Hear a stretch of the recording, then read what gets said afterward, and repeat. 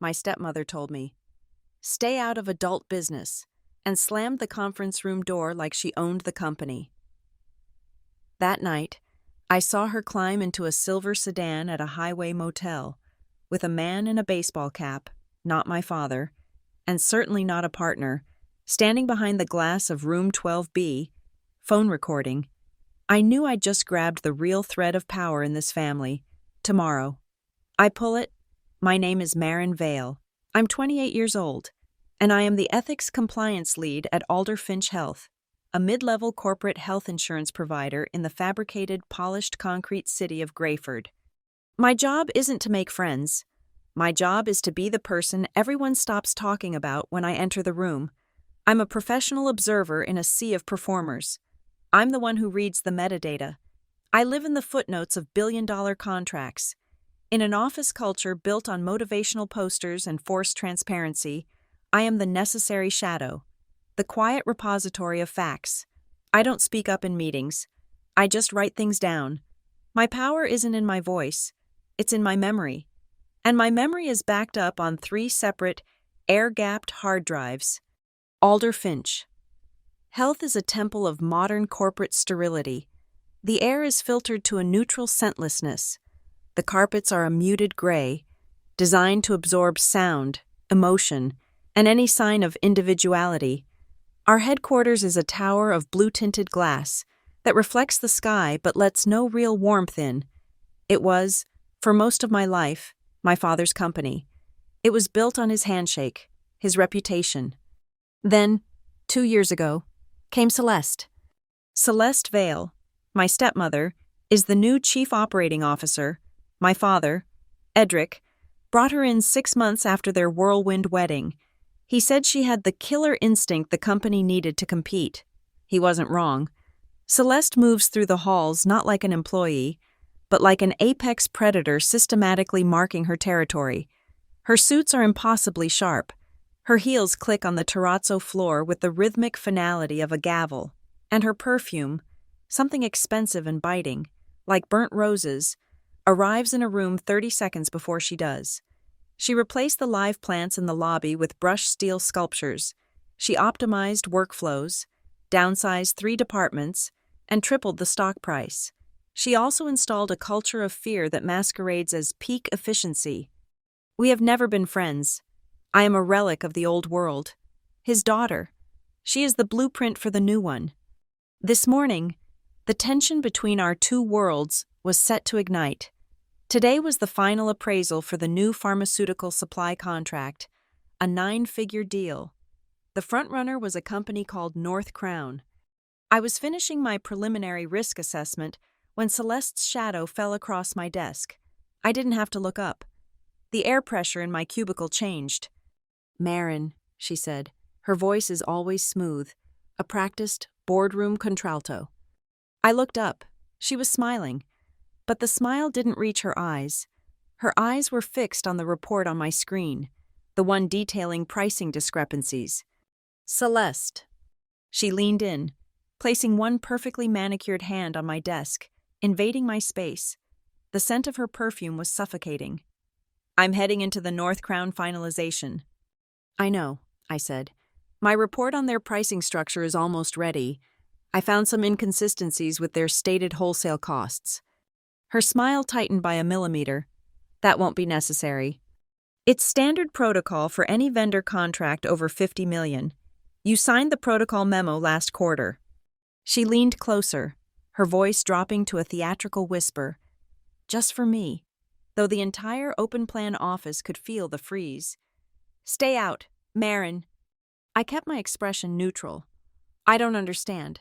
My job is to—" "Your job," she interrupted, the silkiness gone, replaced by cold steel, "is to handle employee expense reports and whistleblower complaints about stolen lunches. This is executive level. This is my table, not yours. Don't embarrass your father by trying to sit at it. Stay out." She didn't wait for a reply. She straightened up, the smile flashing back on, and clicked away toward the executive suites, leaving the faint, acrid smell of burnt roses in her wake. I stared at her back. This is executive level. It was a direct order. It was a threat. I turned back to my monitor. I had 10 minutes before the meeting was scheduled to start. I went to finalize my report. That's when the first digital blade struck. A notification popped up from my calendar. Meeting updated. North Crown vendor finalization. My blood went cold. The meeting time had been moved up. It wasn't in 10 minutes. It had started 20 minutes ago. A rookie mistake to rely on the calendar. I immediately clicked the link to the shared project drive where all the documentation was stored. The drive that contained my preliminary findings, the contract drafts, the third-party audits. A new window opened. Access denied. You do not have permission to view this folder. The items may have been deleted by the administrator. I stared at the screen. My stomach twisted. I tried my admin override code. Access denied. She wasn't subtle. Celeste hadn't just warned me. She had amputated me. My files, my analysis, my entire workup on North Crown, purged, wiped from the server as if my role, my job, had never existed. I grabbed my legal pad and my favorite pen, a black, fine-point Pilot, the kind that bleeds ink just slightly, making every word feel permanent. I stood up. If I couldn't be in the room, I would be outside it. The main boardroom, the aquarium, as we called it, is on the 40th floor. It's a monument to corporate vanity, with 3 walls of floor-to-ceiling glass overlooking the atrium and the city of Grayford below. You can't hear anything, but you can see everything. I walked past, feigning a trip to the coffee machine. Inside, the scene was set. Celeste was at the head of the table, radiating a predatory charm. She was laughing, her head tilted back, sharing a joke with a man in a navy suit. I recognized him from the vendor files before they were deleted. Mason Hale, the lead representative for North Crown Pharmaceuticals. He was laughing with her. A familiar, easygoing rapport that felt entirely too comfortable for a vendor negotiation. My father, Edric, was at the other end of the table, staring at a printout, his shoulders slumped. I stopped, pretending to check an urgent email on my phone. From the corner of my eye, I watched the large presentation screen. They were running through the final slide deck. I couldn't hear the words, but the numbers and bullet points were all I needed. My pen started moving across the legal pad. Item 1. Pricing structure. A slide flashed showing comparative costs. The discount margin North Crown was offering Alder Finch Health was listed at 14%. 14. Our internal policy, the one I wrote, caps preferred vendor discounts at 8% to prevent kickback schemes and antitrust violations. A 14% discount wasn't a good deal. It was a financial anomaly. It suggested the baseline price was pathologically inflated to begin with. Item 2. Contract terms. The next slide. I zoomed in with my phone's camera. Term. 36 months. Automatic renewal. My pen nearly tore the paper. Standard, unbreakable. Ironclad company policy is 12-month contracts with a 90-day review period. 36 months was unheard of. It wasn't a contract. It was an anchor, and it waived all standard quarterly compliance reviews. They were locking the company into this deal, sight unseen, for 3 years. Item 3. The compliance signature. The final slide appeared. It was the standard, our commitment to ethics boilerplate, but it was wrong. In the bottom right corner, where the anonymous, federally mandated ethics and compliance hotline number was legally required to be, there was just a generic email address, hr.info@alderfinch. They had erased the one safe, anonymous channel an employee could use to report wrongdoing. They had removed the safety net. I felt a chill that had nothing to do with the office air conditioning. This wasn't a negotiation. This was a carefully orchestrated heist, and they were presenting it to my father as a victory. I retreated to my desk, my pulse drumming a steady, angry beat in my ears. The hum of the servers, the distant rattle of keyboards, the sterile air. It all felt different now. It felt like the casing of a bomb. I opened my personal notebook, the analog one with the thick cream paper and the worn leather cover, the one Celeste didn't know existed. I wrote the date, I wrote the time. I wrote the names of the attendees I could identify. I documented the 14% margin, the 36-month term, and the illegal removal of the hotline number. Then, under a new heading, I wrote my thesis, the sentence that would become my guiding principle for the days to come. If they won't let it be audited, it means there's something to hide. Celeste wasn't just sidelining me to take credit for a big deal. She was sidelining me to prevent the discovery of a crime. She hadn't just warned me, she had confessed. An hour later, the meeting adjourned. I heard the low murmur of satisfied voices, the sound of backs being slapped. My father appeared at my cubicle. Edric Vale is a man who used to seem 10 feet tall. Now, he just looks tired. The sharp lines of his face have softened, blurred by compromise. He's a good man, or he was, but Celeste is a stronger operator. Marin, he smiled, but it was a thin, exhausted expression. He saw the closed notebook and my blank screen. He looked relieved. "Dad," I said. He put a hand on my shoulder. His hand felt heavy, like an apology. "I know Celeste. She can be direct, but she's right. This North Crown deal is a game changer. It's key to our Q4 expansion." I looked directly at him. I held his gaze, waiting. This was his chance. Ask me what I found. Ask me why the compliance lead looks like she just saw a ghost. Ask me. He couldn't. He looked away first, his gaze shifting to the window, to the city he'd helped build. "It just needs to move fast. Marin, no red tape this time. Can you just let this one go? For the good of the company?" For the good of the company, the universal excuse for all corporate sins. I saw it all then. He wasn't a victim. He was a willing accomplice.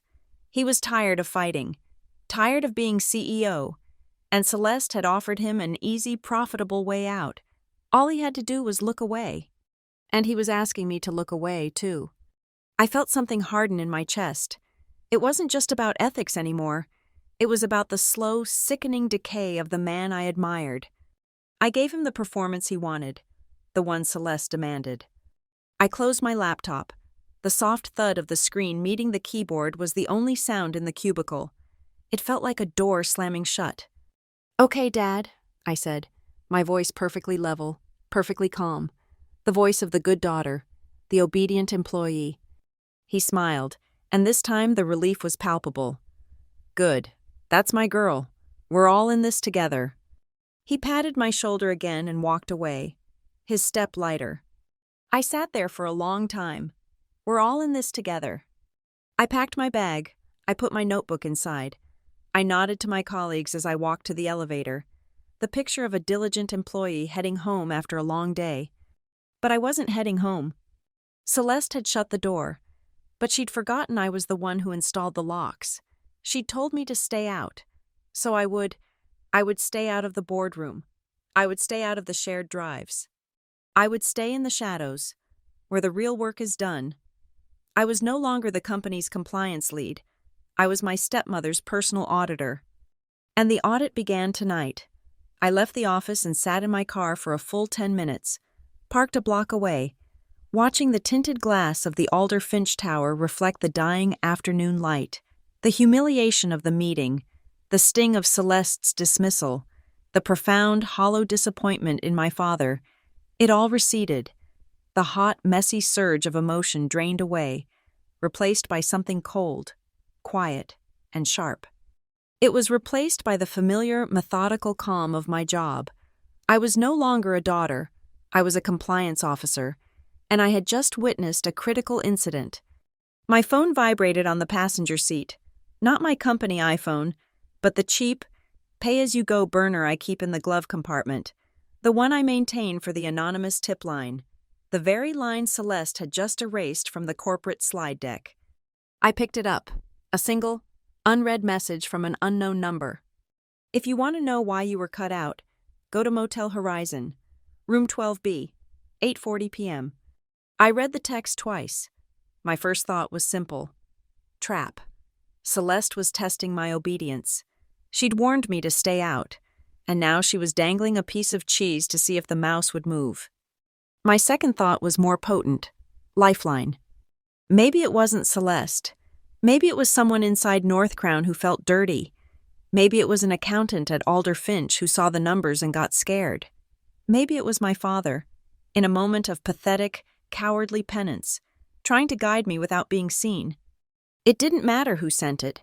A data point is a data point, a lead. Even an anonymous one must be verified. This was the first rule of an audit. I checked the map. The Motel Horizon was 28 miles away, a non-entity clinging to the service road of the I-95 bypass. It was the kind of place where people go when they don't want to be found. It was perfect. I started the engine. 7:15 p.m. I pulled onto the freeway, merging into the anonymous river of headlights. The polished, self-important architecture of Grayford dissolved in my rearview mirror, replaced by the dark, flat expanse of the interstate. A thin, greasy rain began to fall. It wasn't a storm, just a persistent, miserable drizzle that blurred the world into a watercolor of smeary light. The wipers kicked on, starting their relentless rhythmic sweep. Thwack, thwack, thwack, thwack. A metronome, counting down to 8:40. My mind was a clean white spreadsheet. Column A. The warning. Celeste's direct order to stay out. Column B. The deletion. My access revoked. My data erased. Column C. The contract. The 14% margin. The 36-month automatic renewal. The illegal removal of the ethics hotline. Column D. The motive. And now? Column E. The motel. This wasn't a family drama. This wasn't about a daughter feeling slighted. This was about a chief operating officer and a 9-figure pharmaceutical contract. The motive wasn't power. It was money.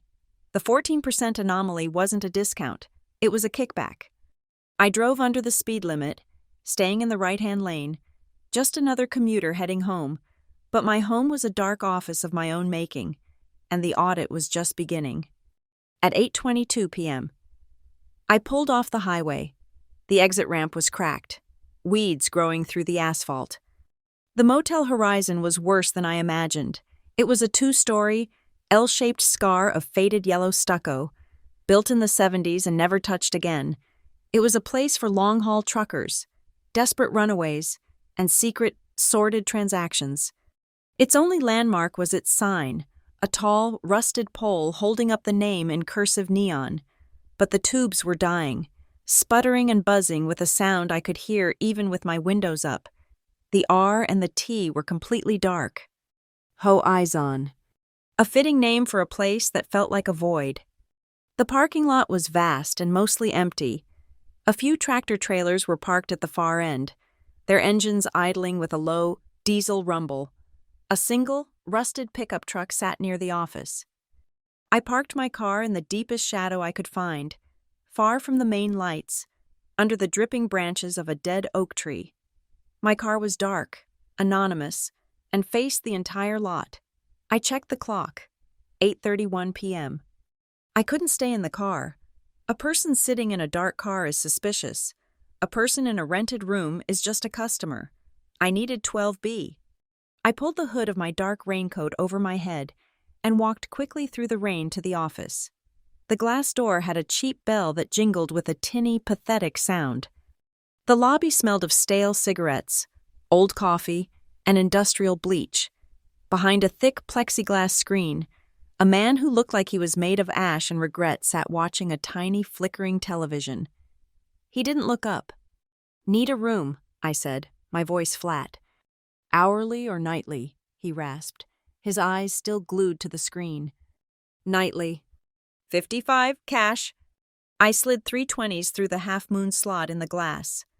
"I need something on the ground floor, facing the lot. Is 12B available?" His eyes, 2 watery, indifferent gray dots, finally lifted. They moved over me, taking in the wet coat, the hidden face. He was processing. He wasn't paid to care, but he was paid to notice. Specific. "I had a bad experience once," I lied smoothly. "I like to be able to see my car." He grunted. It was a sound of profound disinterest.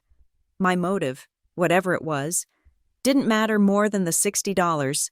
He tossed a key onto the counter. It was a real key, old and brass, attached to a large, diamond-shaped blue plastic tag stamped 12B. No parties, no loud music, checkout's 11. I'll be gone before then. Room 12B was a box of shadows and stale air. The brown carpet was thin and stained. The bed was covered in a mustard yellow comforter. The single lamp on the cheap particle board desk cast a weak, sickly light. I didn't turn it on. I walked straight to the window. It was perfect, a wide, single pane of glass, looking directly out onto the sparse, rain-slicked parking lot. The sputtering red and blue light of the Horizon sign cast pulsing, nervous shadows into the room. I went to the cheap vinyl curtains. They were stiff, smelling of dust. I pulled the edge back, just a fraction of an inch, a perfect dark slit. My own private theater, stage left. I checked my phone, 8:39 p.m., 1 minute. My heart wasn't racing. It was slow, heavy, a single, powerful beat, like a drum. Thump, thump. This was my element, not the fluorescent lit boardroom, not the false smiles and corporate doublespeak. This, the silence, the observation, the methodical collection of facts. The world outside the window was quiet, just the hiss of the rain on the asphalt and the electric buzz of the dying sign. 8:45 p. 8:46 p. My breath fogged the cold glass. I wiped it clear with my sleeve. 8:47 p. A car. It turned off the service road, its headlights cutting clean, white arcs through the rain. It was a silver sedan, an Audi A8, expensive, quiet, and completely out of place. It didn't pull into a parking spot. It glided to a stop directly in the middle of the empty lane, right under the weak halo of a sputtering security light. Its engine hummed, a low, powerful purr. For a moment, nothing. Then, a figure emerged from the shadows at the far end of the motel, walking quickly. I knew that walk, the precise, impatient click of the heels, the set of the shoulders, coiled and confident.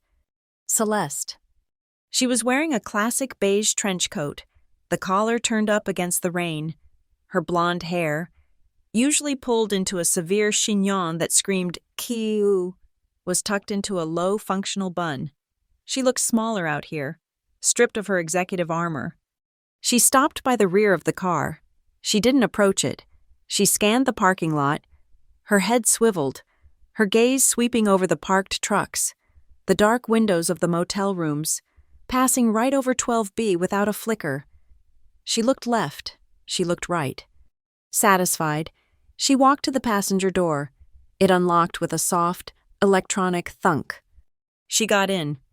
The interior dome light flashed on for a second, illuminating the driver. My stomach hollowed out. It was Mason Hale, the North Crown representative, the man who had been laughing with her at the boardroom table just this morning.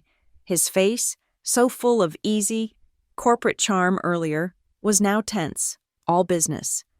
The door closed, and the light clicked off. The car was just an island of dark-bodied luxury in the wet, neon-flecked lot. I raised my phone, my personal phone, the one with the high-definition low-light camera that I paid for myself. My thumb found the record button on the screen. A tiny red dot appeared in the corner.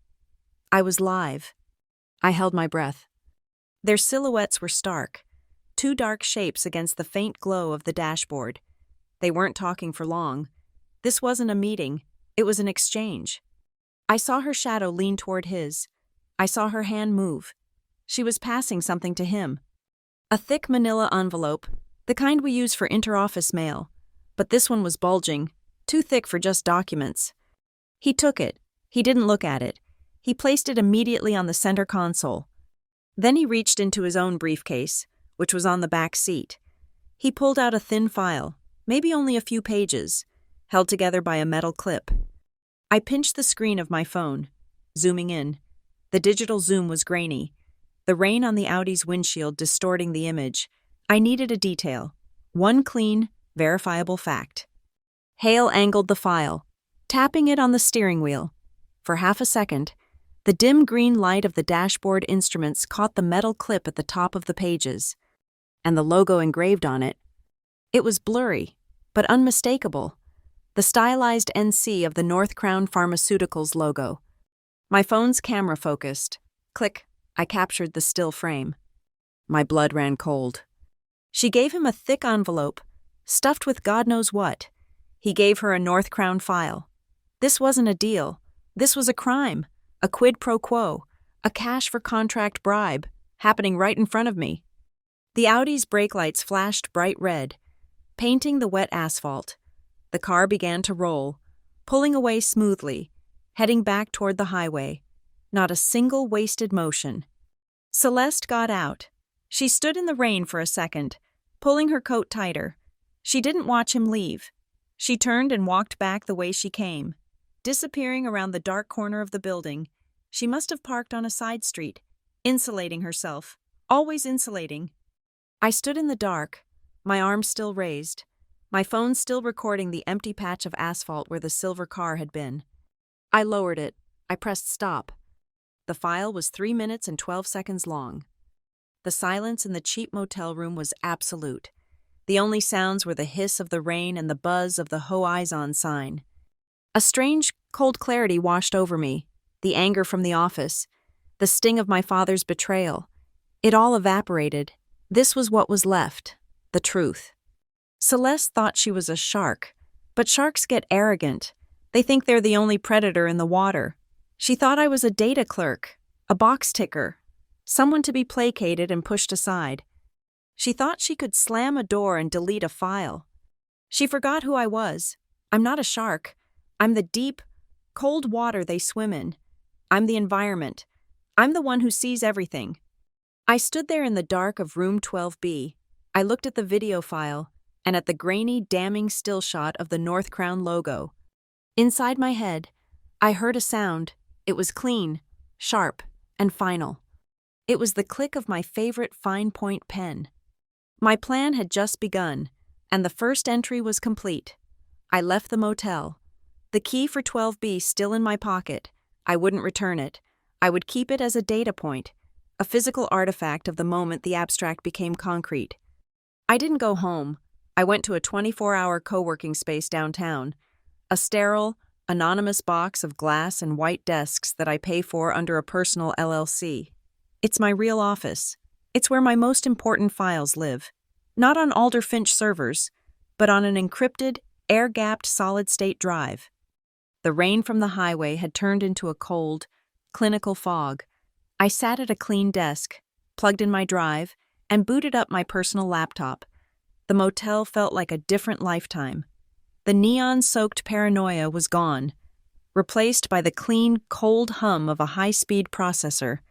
This is where I am most comfortable, not in the world of whispers and shadows, but in the world of ledgers, databases, and traceable facts. The video file, transferred from my phone, was the first thing I saved. HF2047.23.mp4. I watched it once, clinically, the grainy image of Celeste, the beige trench coat, the silver Audi, the brief flash of the North Crown logo on Mason Hale's file. It was my anchor, my proof of concept. But a video of a meeting, even a secret one, is not proof of a crime. It's context. The crime itself is always in the numbers. Celeste had locked me out of the North Crown project drive, a clumsy, brute force move. But she hadn't locked me out of the entire company. I am the ethics compliance lead. I have level 7 clearance. I don't just have access to active project files. I have access to the archives. I have access to the accounts payable mainframe. I have access to the vendor registration portal. She had taken away my pen, so I was going to use the entire library. I started where the lie was loudest, the 14%. I opened the accounts payable archive and pulled the last 2 years of invoices from our previous pharmaceutical supplier. Their pricing was transparent, cost plus 6% margin, standard. Then, I accessed the initial vendor proposals submitted 3 months ago. There was North Crown's bid. I scanned the pricing annex. Their proposed rate was listed as cost plus 8%, higher, but not criminal. But the slide I saw in the boardroom wasn't about margin. It was about a discount, a 14% discount. I stared at the two sets of numbers. A cost plus 8% margin cannot coexist with a 14% discount. It's a mathematical impossibility, unless the cost itself was a lie. I dug deeper, into the subledgers, and there it was, in the North Crown proposal. Hidden in a supplemental fee schedule was a new line item. It wasn't in any other vendor's bid. Lot processing and handling surcharge. The fee was a flat 14% of the total invoice value. My hands went cold. It wasn't a discount. It was a markup. Celeste hadn't negotiated a 14% savings. She had approved a 14% surcharge, disguised as a processing fee, which was then relabeled on the executive-level slide as a discount. It was a brazen, cynical piece of accounting fiction. She was adding 14% to the entire 9-figure contract and telling my father she was saving it. The handling surcharge was the engine of the fraud.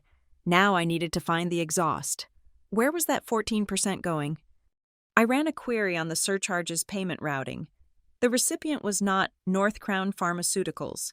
The recipient was a third-party vendor I had never heard of. Cedar Links Logistics. I ran the name through the state's corporate database. Cedar Links Logistics was registered 6 months ago, the day after North Crown was selected as a finalist in the bidding. I ran the address. It wasn't an office. It wasn't a warehouse. It was a pizza box at a mail drop store in a strip mall, sandwiched between a nail salon and a discount mattress outlet, a ghost, a shell company. I felt the familiar click of tumblers falling into place. This wasn't enough. I needed to connect Celeste to Cedar Links. A P.O. box wasn't a person. I dug into the archives of my own department. Compliance, my real files, specifically, the exit interview transcripts. Arthur Grant, our old CFO, a man who wore suspenders, drank black coffee, and checked every receipt. He had been given a generous retirement package by Celeste 8 months ago. I opened my encrypted notes from his exit interview. Arthur hadn't been angry. He'd been terrified. He'd warned me about something he'd found. She's creating slush funds. Marin, discretionary accounts.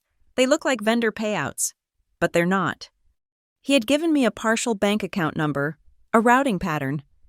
The payments are too small to trigger an SEC flag, but they're too regular to be real. Watch for accounts starting with 4771. I went back to the vendor registration portal. I pulled the file for Cedar Links Logistics. I looked at the bank account listed for wire transfers. The account number began 471. My breath hitched. Celeste hadn't just built a new machine for fraud. She had taken the keys from the old CFO and built a high-speed expressway. Now I had the what, the 14% surcharge, and the how, the shell company. I needed the when. I needed to tie Celeste's physical actions to the flow of money. I still had access to the master executive calendars. I opened Celeste's schedule, side by side with the Cedar Links payment ledger from accounts payable. The pattern emerged, stark and damning. August 14th, Celeste's calendar. Private offsite, vendor strategy, 8 o'clock p.m. August 15th, wire transfer, $75,000. Advance payment to Cedar Links Logistics. September 12th, Celeste's calendar. Dinner meeting, client relations, 7:30 p.m. September 13th, wire transfer, $90,000. Logistics fee to Cedar Links Logistics. October 23rd, yesterday, Celeste's calendar. Private dinner, vendor relations, 7 p.m. 10 p.m. The video on my hard drive, HF2047, Quen23.mp4, 8:47 p.m., the Motel Horizon, and on the accounts payable, pending queue for tomorrow morning, October 25th, wire transfer, $150,000. Initial contract mobilization fee to Cedar Links Logistics. The motel was her prepayment ritual. She met with Hale to finalize the terms of the fraud, and the next day, a wire transfer was authorized from North Crown's inflated payment to her private shell company. The puzzle was almost complete. I just needed one last piece. The car. I took a high-resolution screenshot of the silver Audi from my video.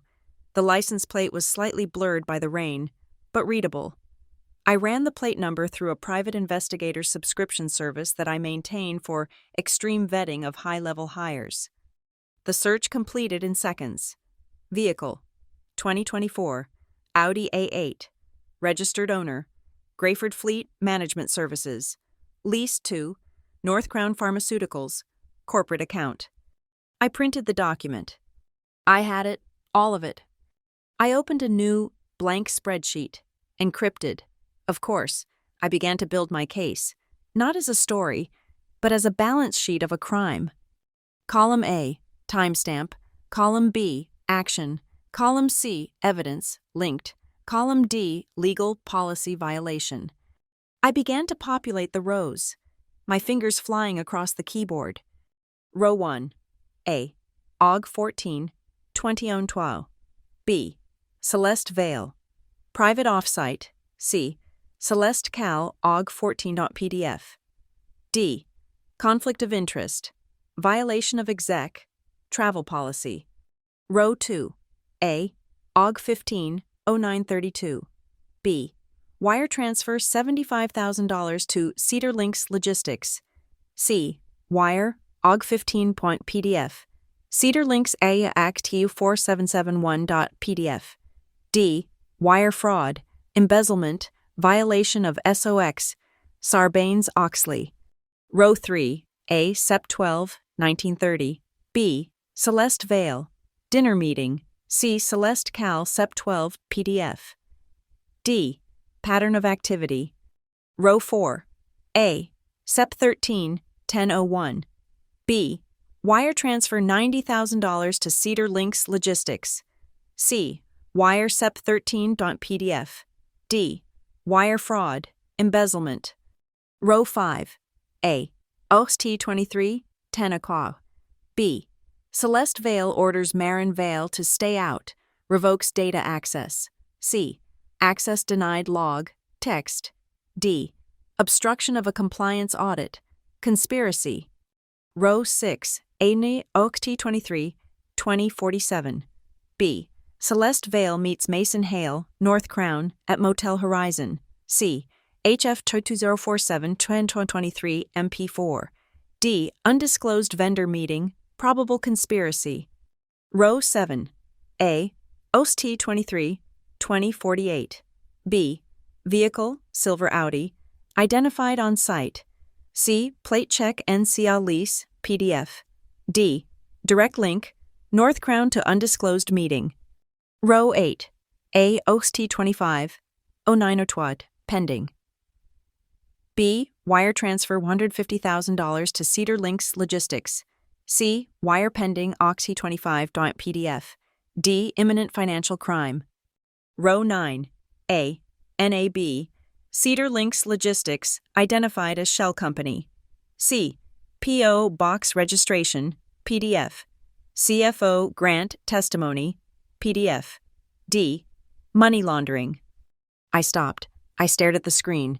It was no longer a spreadsheet. It was a map, a bright red, undeniable map of a sophisticated, multi-month conspiracy to defraud Alder Finch Health of millions of dollars. It was a chain of exchange so precise it was almost beautiful. My father approved the North Crown contract. North Crown overcharged Alder Finch by 14%. North Crown paid that 14% kickback to Celeste's shell company, Cedar Links, and Celeste met with Mason Hale at a highway motel to exchange the final pieces of paperwork, the grease to keep the machine running. She thought she was building an empire. She had just built her own cage. I saved the file. My cursor hovered over the file name box. I typed, "The rug underfoot," because it's the thing everyone in the company has been standing on, and tomorrow, I was going to pull it. The drive from the 24-hour co-working space to my father's house is a journey through levels of denial.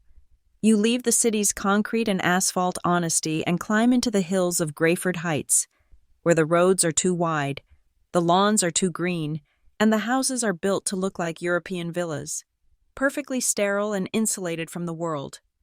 My father's house, which he now shares with Celeste, is a monument of glass, white marble, and cold, brushed steel.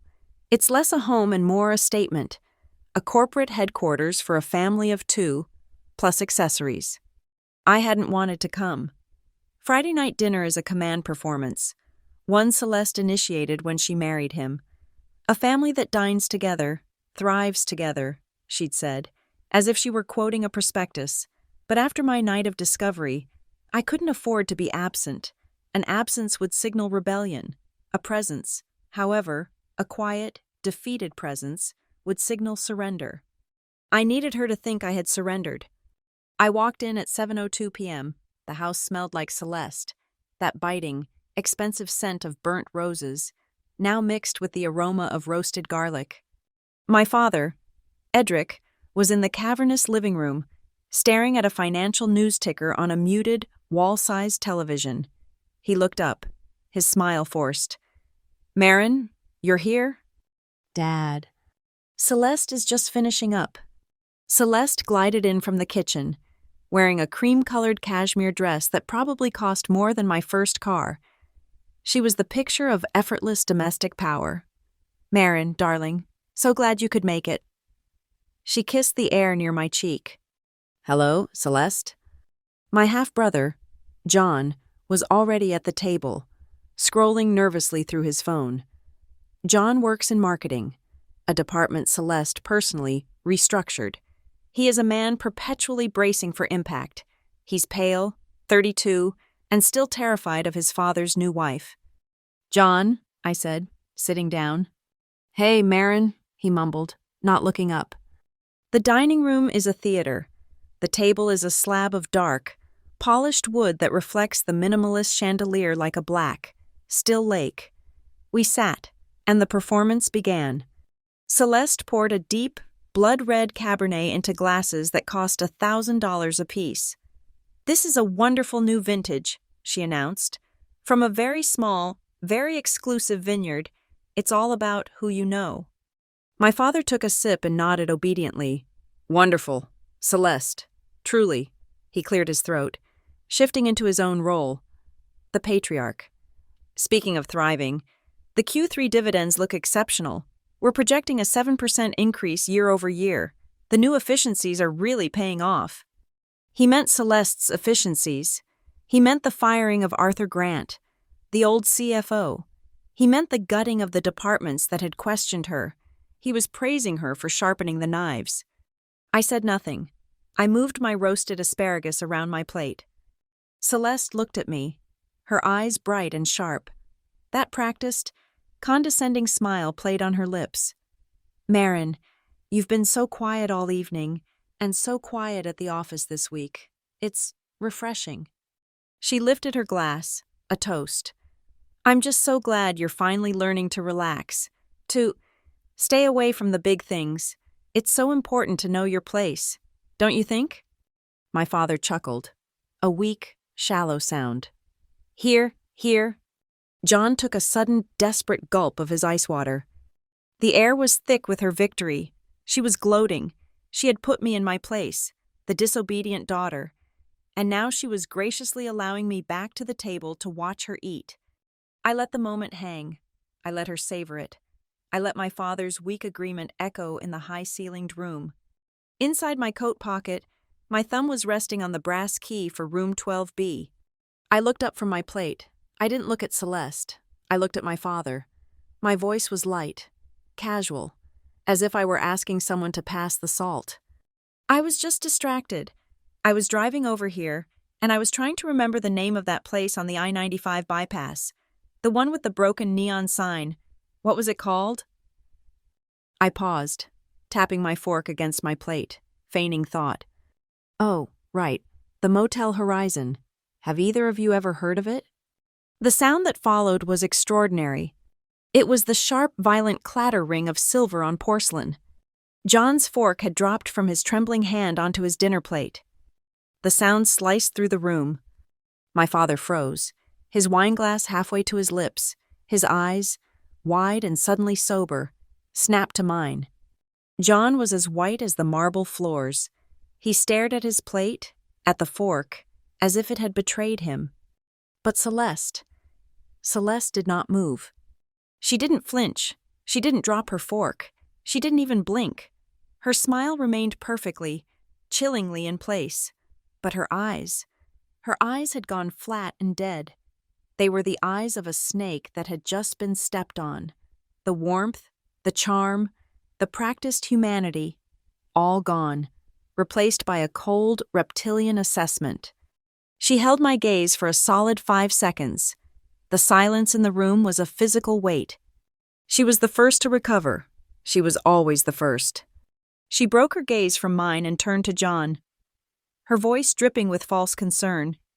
"John, darling, are you all right? You're so clumsy this evening. You barely touched your food, and now you're throwing the cutlery." John's face flushed a deep, painful red. "Sorry, Celeste, it just slipped." Celeste turned her gaze back to me. The mask was back on, but the smile was gone. Her voice was flat, bored, and laced with ice. "Motel Horizon? What a strange thing to say. Marin, don't invent things. It's unbecoming." She took a delicate sip of her wine. "You sound delusional. Perhaps you're working too hard in that little compliance office of yours." My father leaped on the lifeline she'd thrown him. "Right, yes, delusional," he said, his voice too loud. "Never heard of it. A motel? Why would we—" Ridiculous. He was panicked.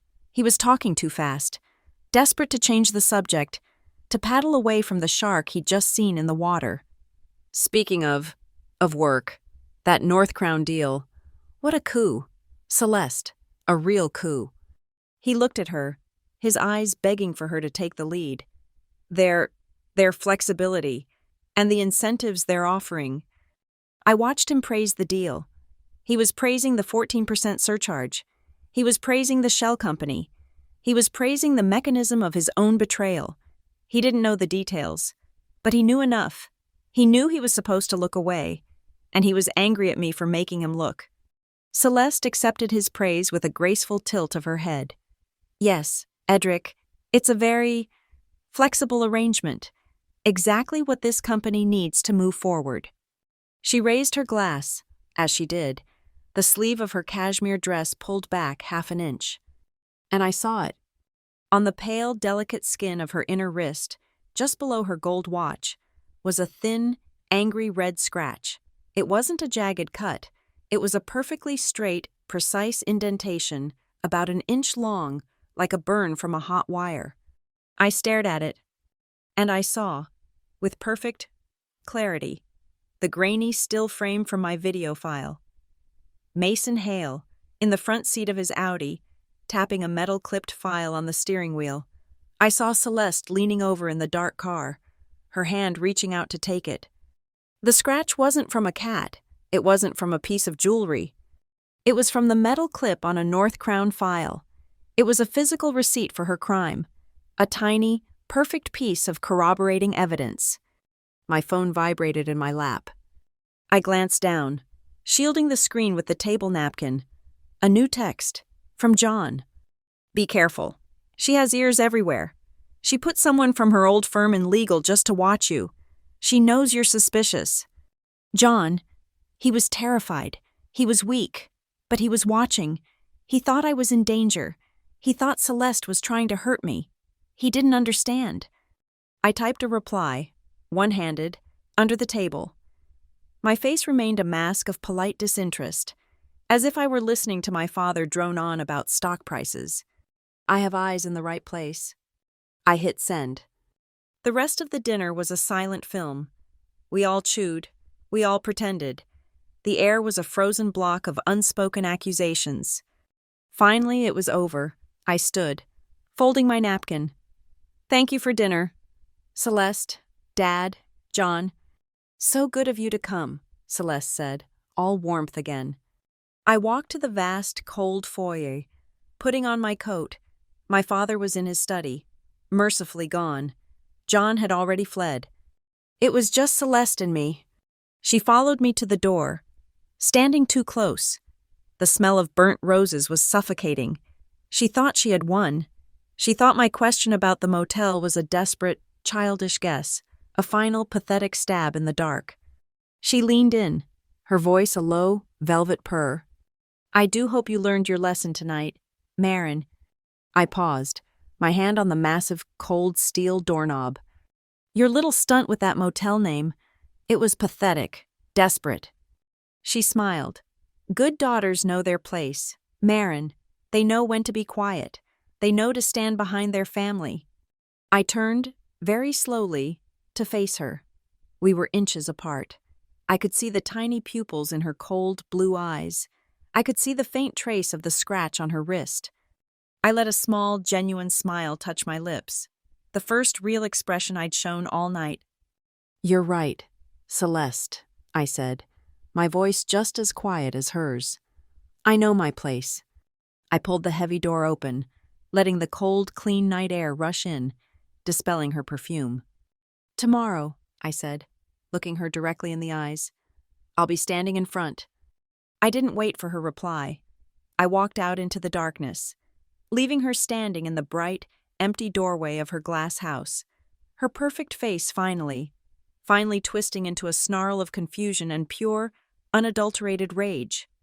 The performance was over. The war had begun. I drove home from my father's house, the entire, sickening performance of the dinner party replaying in my head. Celeste's condescending smile, my father's willful blindness, the scratch on her wrist. They thought I was a child, lashing out. They thought my question about the motel was a lucky guess, a pathetic, powerless jab. They thought I was beaten. They were wrong. Friday night was the performance. Saturday was the preparation. I spent all day Saturday in my real office, the 24-hour co-working space. I didn't just have a theory anymore. I had a case. But a case is useless without a plan of execution. A predator, even an arrogant one, is most dangerous when it knows it's being hunted. My attack had to be invisible, procedural, and absolute. I wasn't just building a case, I was building a trap, piece by meticulous piece. Step 1. The legal foundation. At 9:00 a.m., Saturday, from the sterile quiet of my rented desk, I logged into the corporate portal. I opened the anonymous whistleblower submission form, but I didn't check the anonymous box. I typed my name, my title, and my employee ID. I was not a hidden source. I was the ethics compliance lead, and I was making a formal declaration. 2. The General Counsel, the independent chairman of the Audit Committee. From Marin Vale, Ethics Compliance Lead. Subject: Formal notification of suspected financial malfeasance and breach of fiduciary duty. COO, Celeste Vale. I attached one file, and one file only. The rug underfoot, XLSX. I wrote a brief, cold summary. I have discovered a pattern of wire fraud, conflicts of interest, and a conspiracy to defraud the company, originating from the COO's office in connection with the North Crown Pharmaceuticals contract. A full investigation is required. I am invoking my authority under Section 4R of the Corporate Charter. I hit send. The trap was now legally set. I was no longer a rebellious daughter. I was a protected whistleblower, and my every action from this point forward was legally defensible. Step 2. The rightful seizure. My next email was to Celeste's executive assistant, with a carbon copy to the General Counsel's office. Subject: Urgent. Surprise compliance audit. North Crown contract. Per the formal complaint filed this morning, my office is initiating a surprise audit of the North Crown vendor file.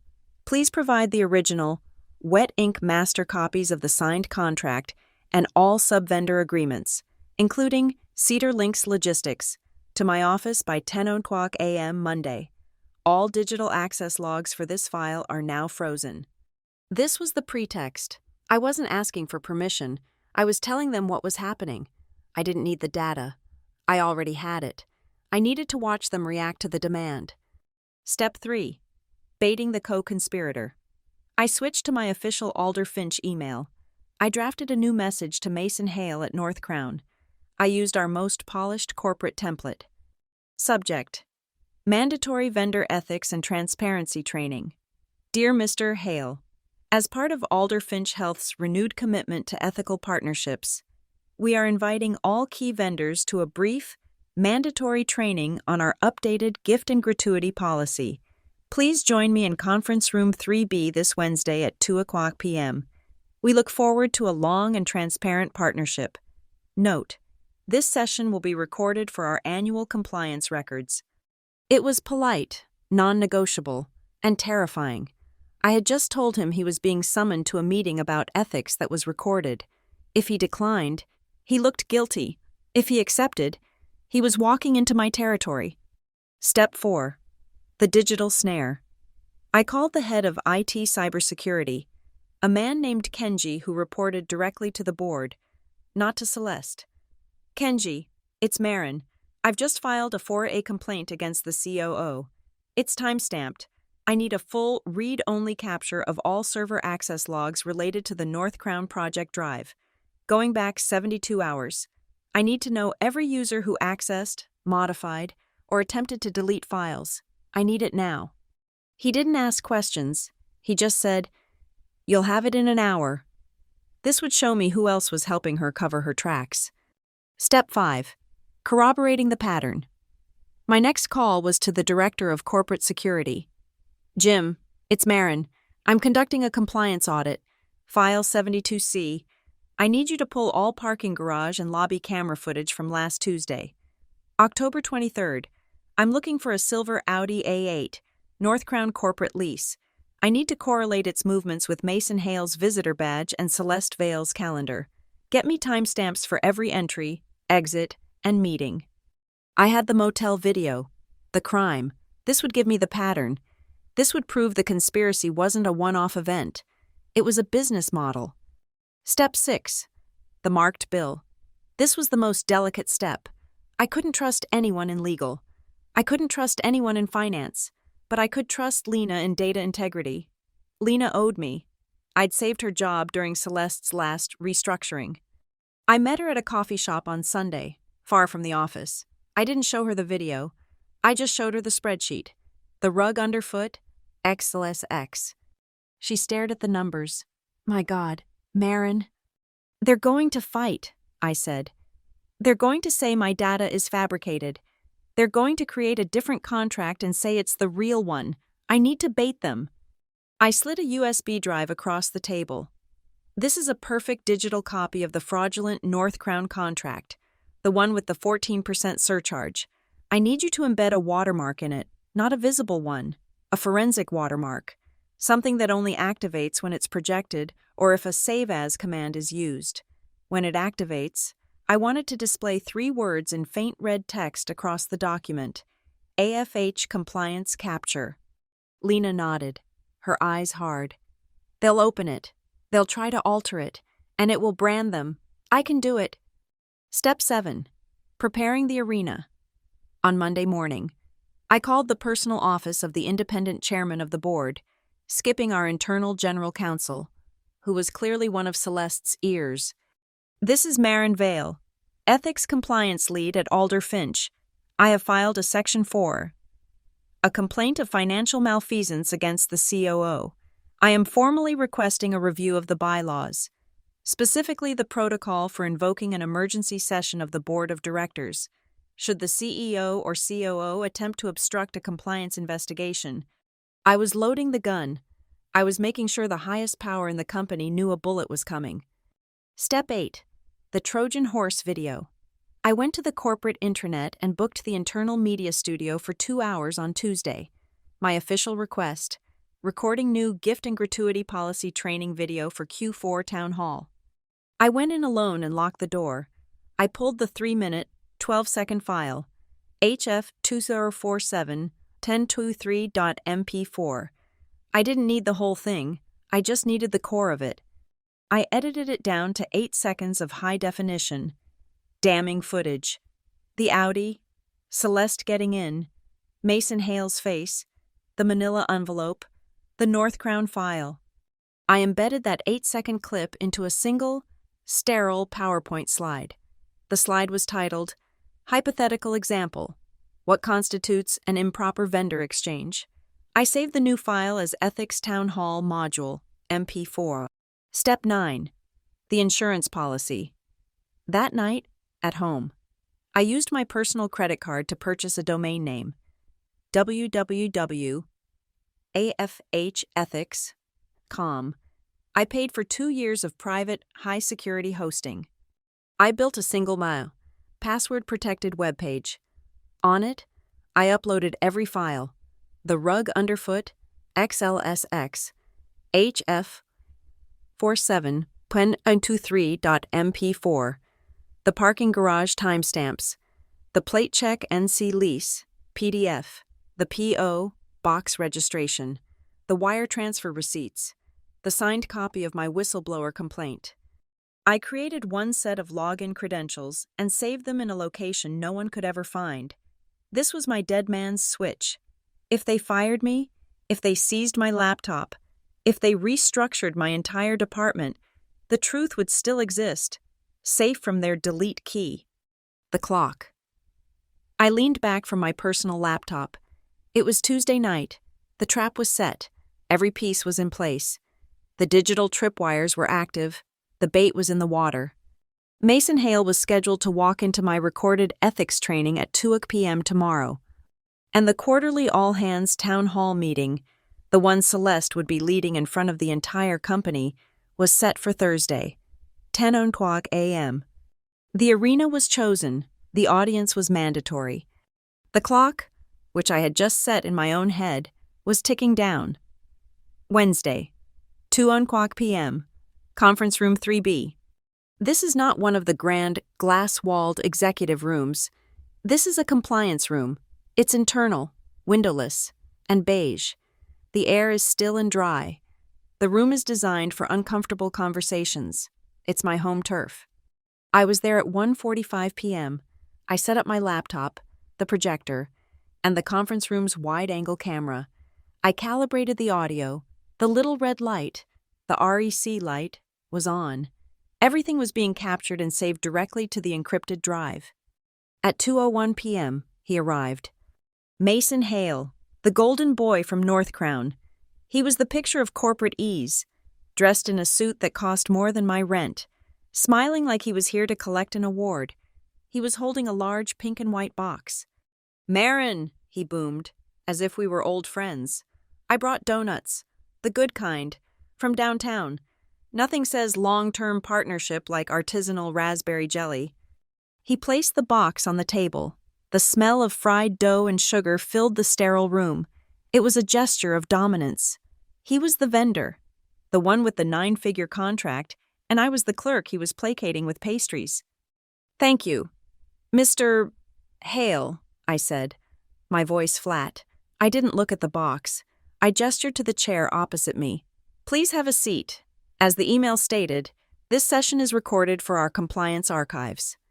His smile didn't waver, but his eyes flicked to the camera lens on the wall, then back to me. "Of course, transparency is our middle name at North Crown." I opened my laptop. The projector hummed, casting the first slide onto the white wall. Alder Finch Health, a commitment to ethical partnerships. "Let's begin," I said. For 10 minutes, I read from the script. My voice was a monotone, a perfect replication of every boring corporate training he'd ever been forced to sit through. I defined conflict of interest. I outlined fiduciary duty. I saw his eyes glaze over. He was relaxed. He was bored. This was just a formality, a bureaucratic hoop to jump through. Good. I clicked to the next slide. Policy 7B, gifts, gratuities, and undue influence. Now we come to the section on gifts. "Mr. Hale," I said. I looked up from my laptop, making eye contact for the first time. "Just for our records, what is North Crown's official policy on gifts to executive partners? For example, anything valued over, say, $50? It was a simple question. The pause was almost imperceptible. A flicker, a beat. just 1/2 second too long before his practiced, easygoing answer kicked in. $50? He chuckled, a smooth, rehearsed sound. Marin, we're a 9-figure partner. We don't really think in those terms. Our policy is simple. We maintain friendly, professional relationships. It's all about transparency. So, a gift over $50 would be acceptable? If it's declared, and part of the cost of doing business, a steak dinner, tickets to a game, it's standard. He was leaning back in his chair, confident again. He thought he was handling me. I see. I made a note on my legal pad.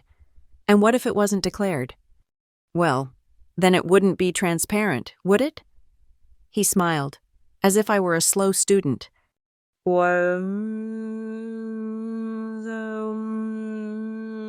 Let's run through a quick hypothetical for the training module. I kept my eyes on my notepad, as if reading from a pre-written script. Let's say a vendor needs a favorable term in a contract, and an executive at our company needs a discreet, off-ledger payment. His smile vanished. Let's say, I continued, my voice still perfectly flat, the executive receives the vendor's partnership file, the final sign-off. In exchange, the executive gives that vendor a large sealed manila envelope. This exchange doesn't happen at the office. It happens off-site, maybe in a public place, a parking lot, for instance, to avoid oversight. I looked up. Under our new policy, Mr. Hale, would that envelope be considered a gift? Mason Hale's face had gone pale. His confident posture evaporated. He was sitting bolt upright, his hands gripping the arms of his chair. He stared at me, his mouth slightly open. He was no longer the golden boy. He was a cornered animal. He stammered. The door to the conference room slammed open. Celeste. She wasn't on the invite. She stood in the doorway, her face a mask of cold, white rage. She was breathing heavily. Someone had tipped her off, probably her assistant, who I'd copied on the audit request. She'd sprinted from the executive suite. Marin, she snapped. Her voice was a razor. What is this? This is the mandatory vendor ethics training. Celeste, I said calmly. As you know, we're required to. I know what this is. She cut me off. She stepped into the room, letting the door hiss shut behind her. The small, beige box suddenly felt suffocatingly small. She was radiating pure, Arctic fury. She looked at Mason, who looked like he was about to be physically ill, and then at me. We are not here, she said, her voice low and dangerous, to discuss bad faith hypotheticals. It's a standard compliance hypothetical, I replied, my gaze unwavering. It is an insult, she hissed. You are harassing our new partner. This meeting is over. She was trying to take control, to shut it down. But Mason was broken. He was caught between the two of us, between the auditor who had just described his crime in perfect detail, and the COO who was his partner in it. He was drowning. He needed to defend himself, but he didn't know which one of us to obey. He tried to laugh. It was a terrible sound, a high-pitched, strangled bark. Right, Celeste. Yes, this is ridiculous. Bad faith, he sputtered, looking back and forth between us. I don't know anything about a motel. He stopped. His own words hung in the air. Motel. I hadn't said motel. I had said parking lot. He said motel. He just put himself, Celeste, and the exchange at the Motel Horizon. He had, on tape, connected my hypothetical to his real-life crime. He had just signed his confession. The silence that fell was absolute. It was a vacuum. Celeste's eyes widened. The rage on her face was eclipsed by a flash of pure, cold panic.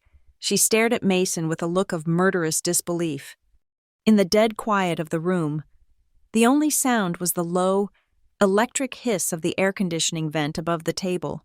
It sounded like a snake. It was the loudest sound I had ever heard. Mason's face was the color of ash. He was looking at the camera on the wall, then at me, Then at the camera, he was finally, truly, understanding the trap he was in. I didn't say a word. I just moved my finger on my laptop's trackpad. The projector clicked. The bland, white and blue PowerPoint slide I'd been showing flashed onto the wall. Rule 4 and A. All gifts, financial or otherwise, must be fully disclosed.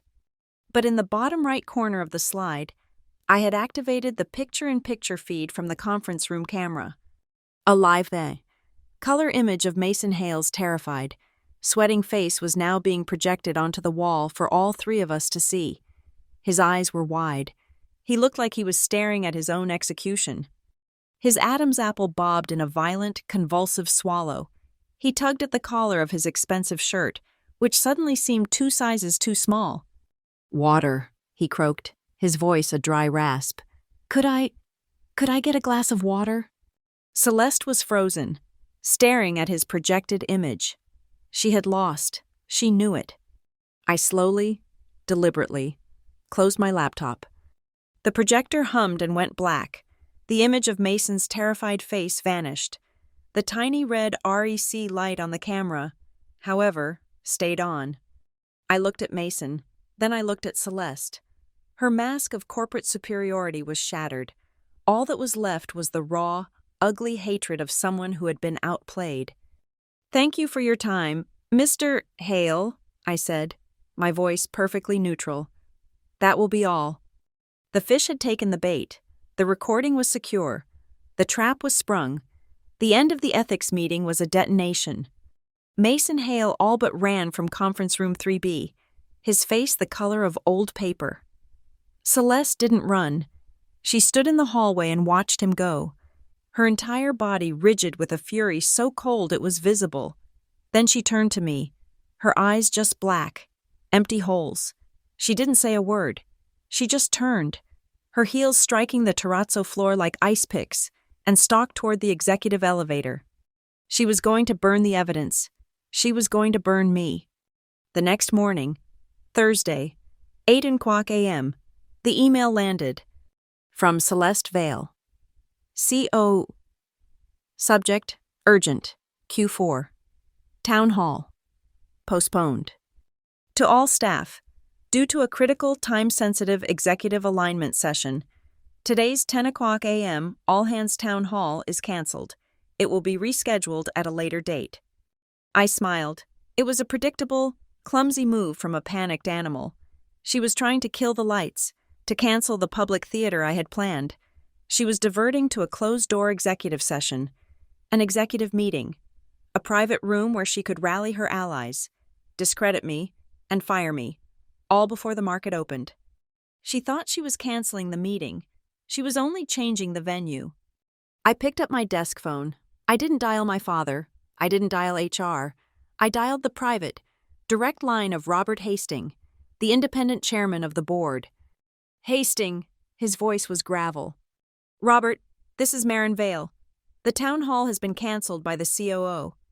I saw the email. It's an inconvenient morning for it." "It's not an inconvenience, sir. It's obstruction. I filed a Section 4. A complaint with your office on Saturday. The COO is now actively suppressing a company-wide forum to prevent the disclosure of an active internal audit. I am formally invoking the emergency clause of the corporate charter. I require a full mandatory session of the board of directors, not in an hour, now." There was a long pause, just the sound of a man processing the detonation of his morning. 90 minutes, he said, and hung up. At 8:03 a.m., a new calendar invite appeared, flashing red on my screen. Mandatory. Emergency board session. 9:30 a.m. Location, 40th floor, main boardroom. This wasn't the town hall. This was the trial. At 9:25 a.m., I was the only person in the room. The aquarium. I plugged my encrypted SSD into the podium's mainframe. I opened one file, the rug underfoot, and put the remote in my pocket. At 9:30 a.m., they began to file in. The 9 voting members of the board, Robert Hastings, the chairman, 2 investment bankers who looked perpetually bored, a tech CEO, a retired politician, and Priya Shamsi, the board's independent counsel, a woman who billed $12,200 an hour and missed nothing.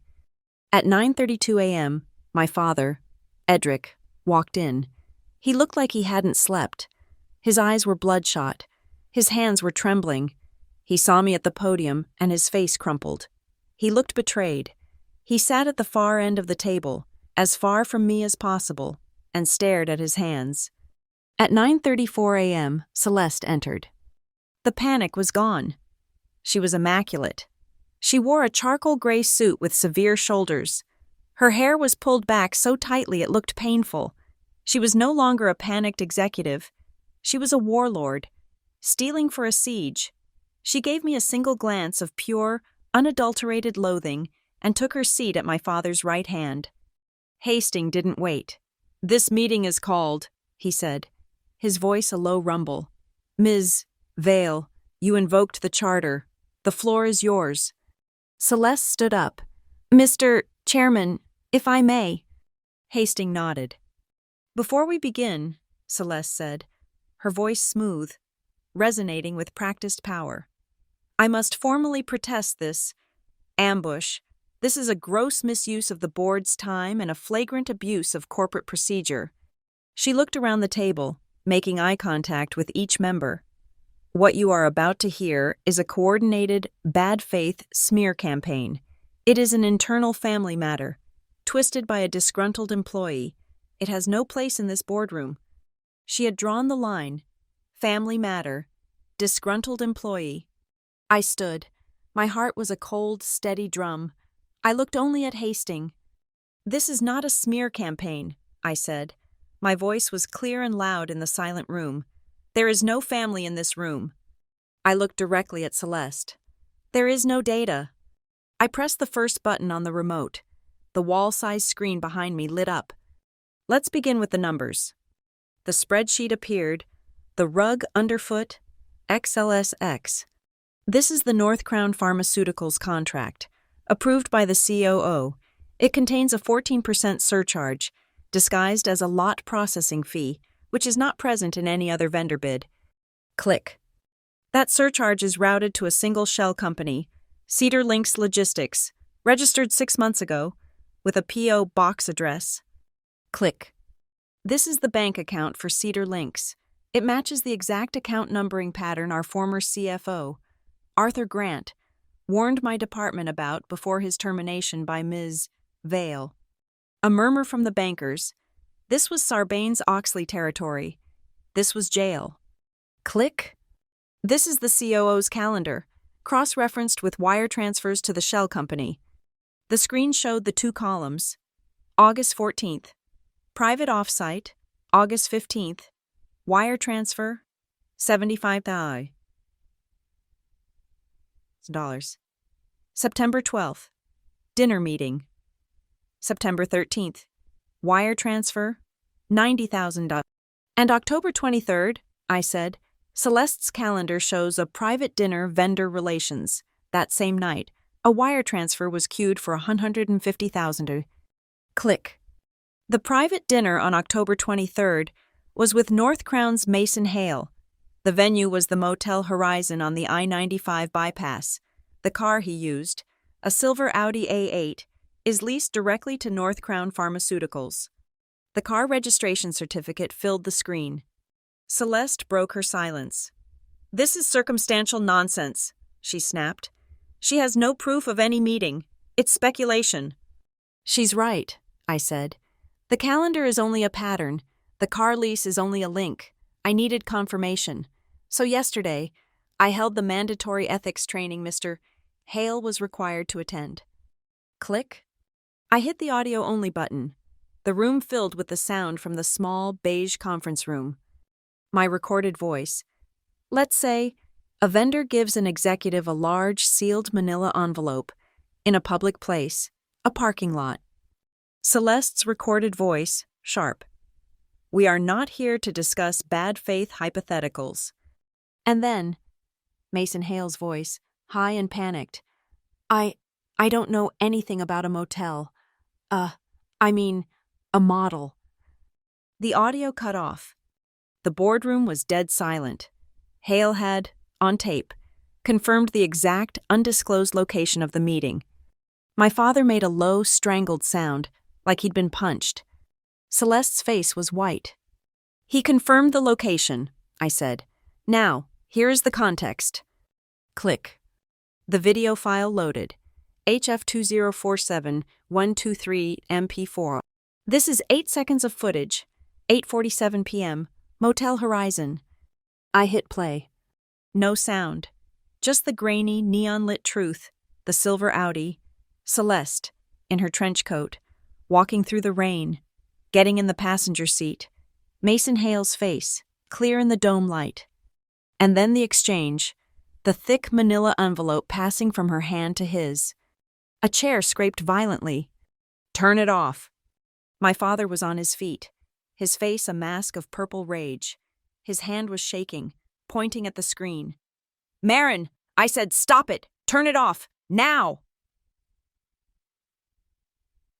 I pressed the remote. I didn't stop it. I paused it.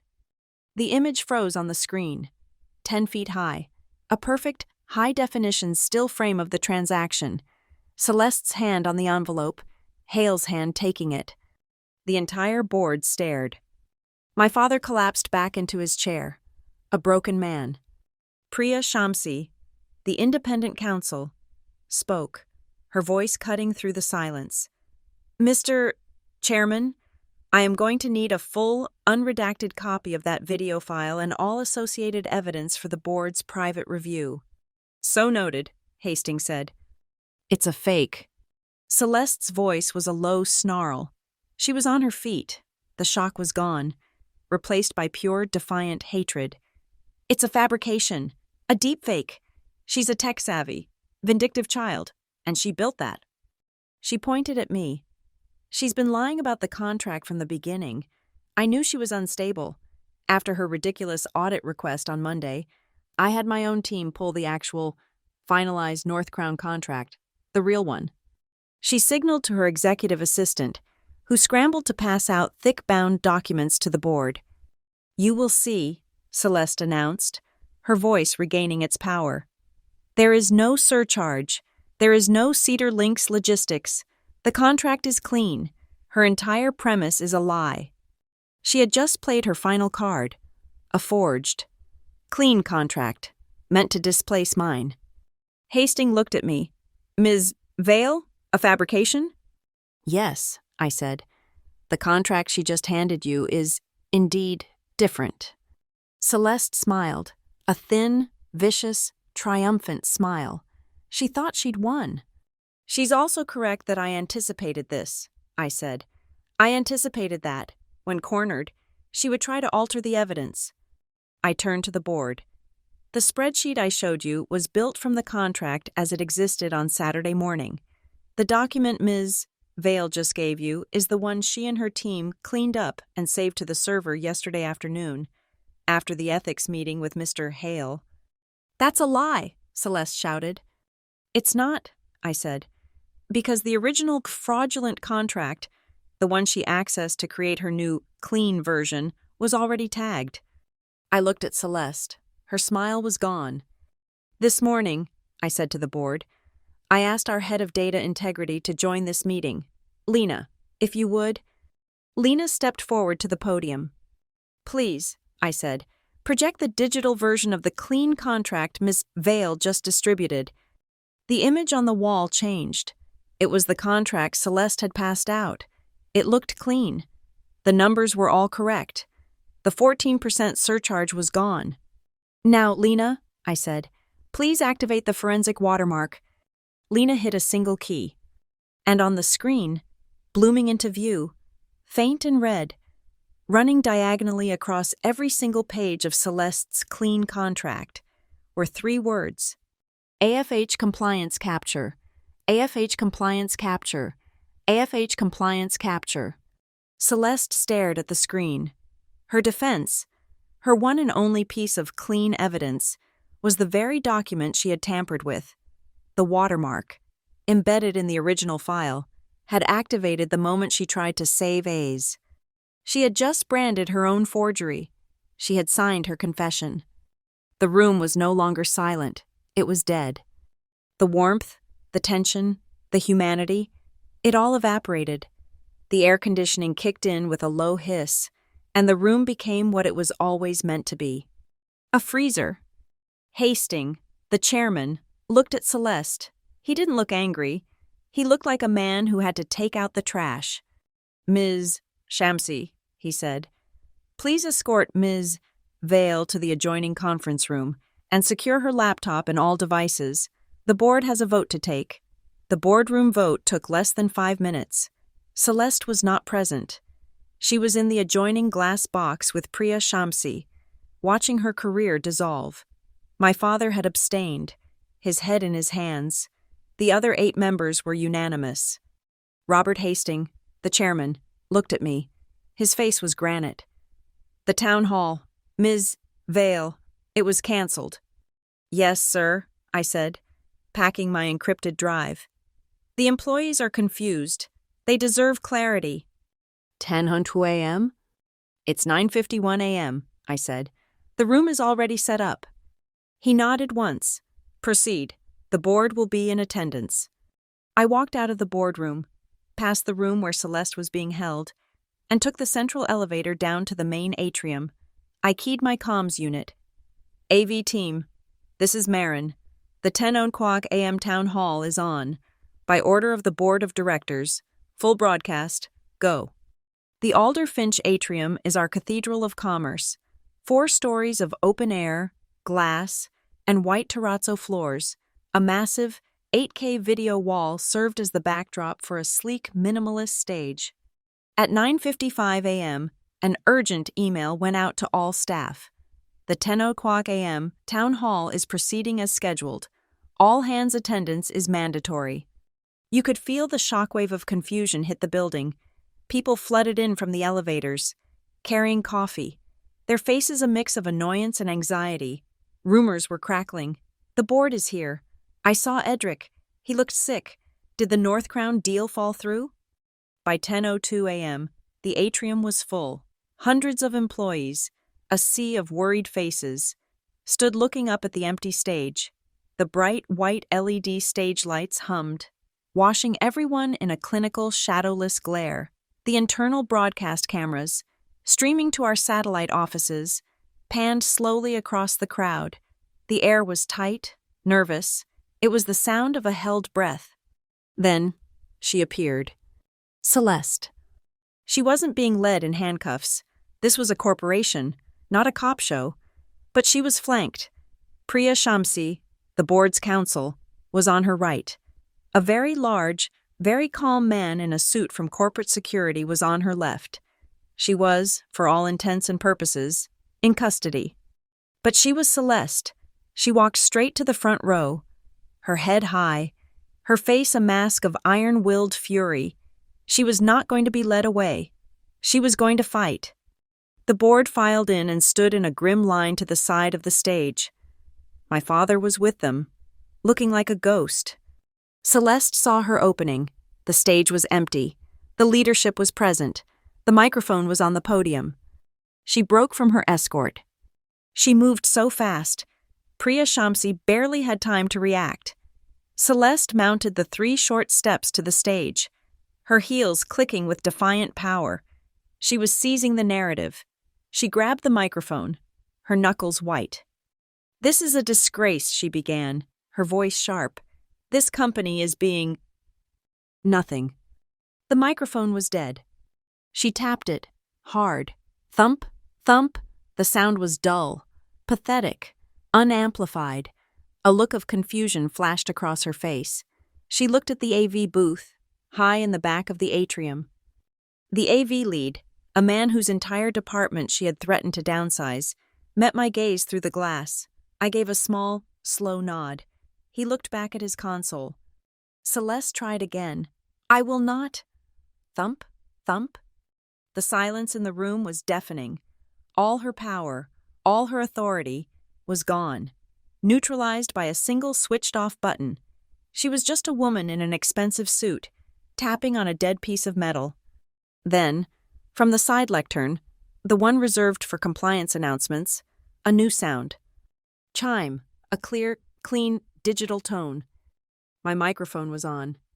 I walked up to the lectern, holding my legal pad.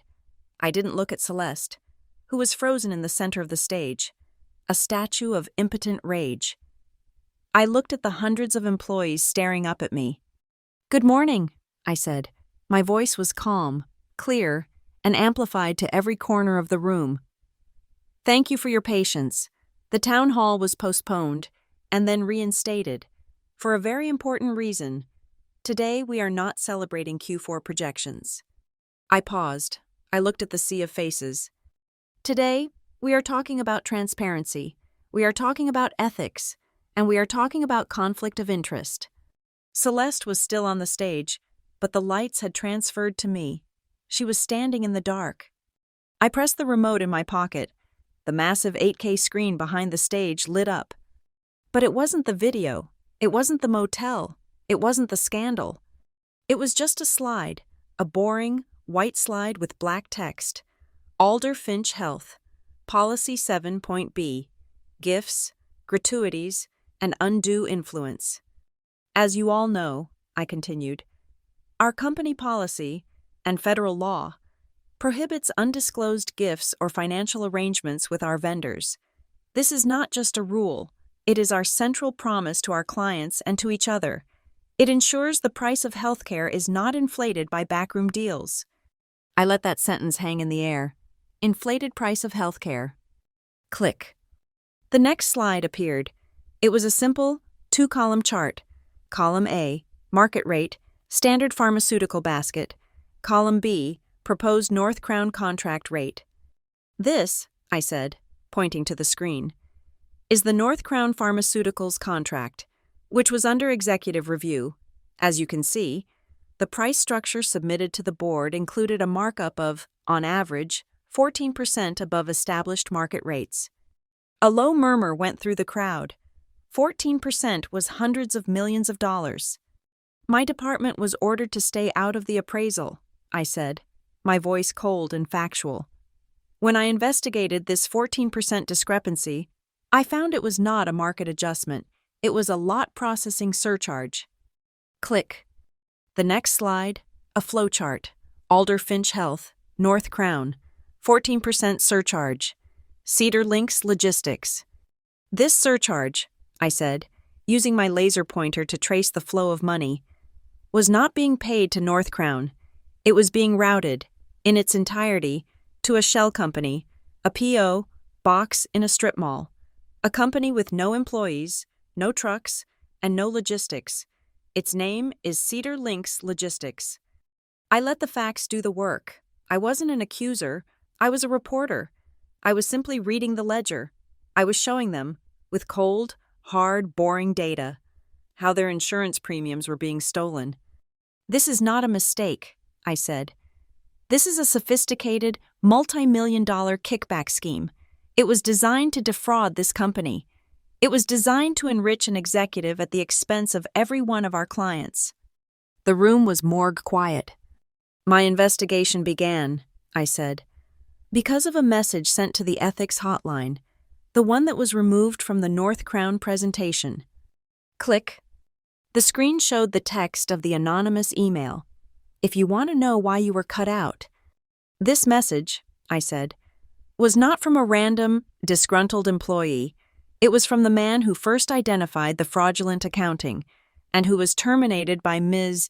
Vale's office for reporting it, the former chief financial officer of Alder Finch Health, Arthur Grant." I looked out, into the middle of the crowd. "Mr. Grant, are you here?" For a second, nothing. Then, a man stood up from the 10th row. It was Arthur, suspenders, black coffee-stained tie, and all. He looked older and tired, but he was here. A single mobile spotlight found him. His face was projected onto the side screens. "Mr. Grant," I said, "can you confirm that you warned the COO's office about the slush fund accounts, including account 4771, which was used for Cedar Links Logistics?" Arthur looked at the stage, past me, his eyes locking on Celeste, who was still trapped in the dark. "Yes," he said, his voice clear and shaking with vindication. "I did, and she fired me for it." That was the human moment. The data was the crime. This was the victim. Before the crowd could even gasp, I turned to the side of the stage. "The board of directors has reviewed this evidence. I will now turn the podium over to our chairman, Robert Hastings, for an immediate statement." Hastings stepped forward. He didn't go to the lectern. He stood in the center of the stage, next to the still fuming, silent Celeste. The light hit him. He looked like a judge. "As of 9:45 a.m. this morning," Hastings boomed, his voice needing no microphone, "the board of directors has voted unanimously on 3 actions. 1. The contract with North Crown Pharmaceuticals is suspended, effective immediately, pending a full external investigation. 2. A formal referral has been made to the Securities and Exchange Commission and the Department of Justice." He paused, and then he turned, just slightly, to look at the woman standing next to him. 3. Celeste Vale is suspended from all duties as Chief Operating Officer and from all properties of Alder Finch Health. Effective immediately, she will be escorted from the building. It wasn't a cheer. It was a sound I had never heard. It was the sharp, sudden, collective crack of hundreds of people clapping. Once. Clap. It wasn't applause. It was a verdict. It was the sound of a judge's gavel. It was the sound of a conformed, sealed document. Then it came again. Clap, clap, clap. It wasn't loud. It was just final. It was the sound of certainty. The sound of a machine that had been jammed. Finally. Clicking back into place. The sound of justice. I looked at the data on the screen. I looked at Arthur Grant, who was slowly sitting down. I gave a single, formal bow to the audience. Then I stepped down from the lectern. I put my legal pad under my arm, and I walked away, my back straight, my gaze fixed on the exit. I did not look at Celeste. I did not need to. I could feel her, standing alone on the stage, in the dark, as the sound of the final, rhythmic applause closed in around her. I didn't stay to watch them take her. The applause in the atrium, that strange, percussive, final sound, was not for me. It was for the closing of a file. It was the sound of a system resetting, of a tumor being excised. I felt no triumph. I felt no joy. I just felt finished. I bypassed my own office. I didn't need anything from it. I took the glass elevator, not down, but up, back to the 40th floor. The executive suites were a ghost town. The entire leadership team was still downstairs, managing the fallout, trying to contain the blast radius. But I knew she wouldn't be. They wouldn't have let her go back to her office. They wouldn't let her walk through the building.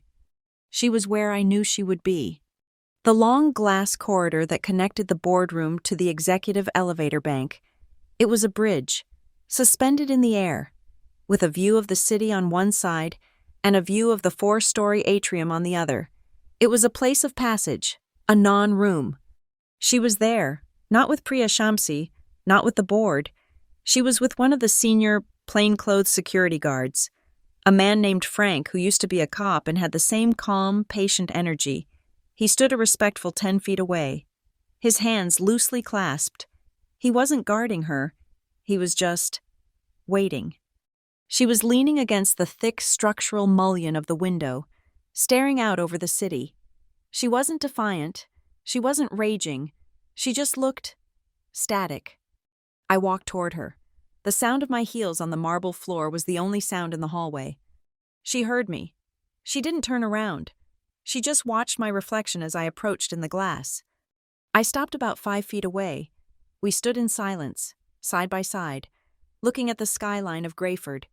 Below us, in the atrium, I could see the tiny, ant-like figures of the employees finally dispersing, moving in agitated, excited clusters. She spoke first. Her voice was not the silver-plated, boardroom contralto. It was a low, rough rasp, the sound of rust and gravel. "You enjoyed that, didn't you?" she whispered. "The little show, the applause, the whole company, watching me." It wasn't a show. Celeste, I said, my voice just as quiet. It was a disclosure. A disclosure, she laughed, a dry, bitter hack that caught in her throat. You think you're a hero? You think you just saved the company? She finally turned to face me. Her face was pale, blotchy. Her eyes were red-rimmed, but dry. The mask of the COO was gone, and the person underneath was raw and ugly. You think you won? She hissed, stepping closer. You think you won? Your father will hate you for this. I didn't flinch. He won't hate you for what you did to me, she continued, her voice trembling with a venomous, last-ditch effort to wound. He doesn't care about me. He'll hate you for what you did to him. You stood him up in front of his own board. You showed him to himself. You proved he was a weak, pathetic old man who was being robbed by his wife. He will never forgive you for that. You have no family left.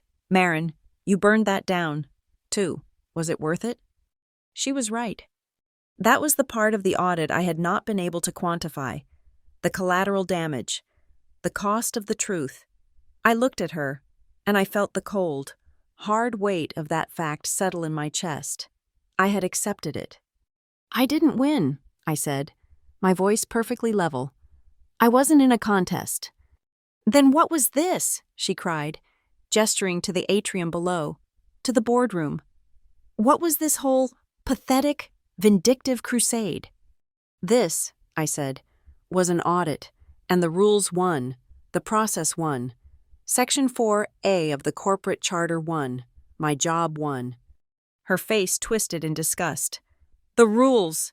She sneered the word as if it were a disease. My God, you really are his daughter. You're a child. You're just like he was before I came, all paper and no spine.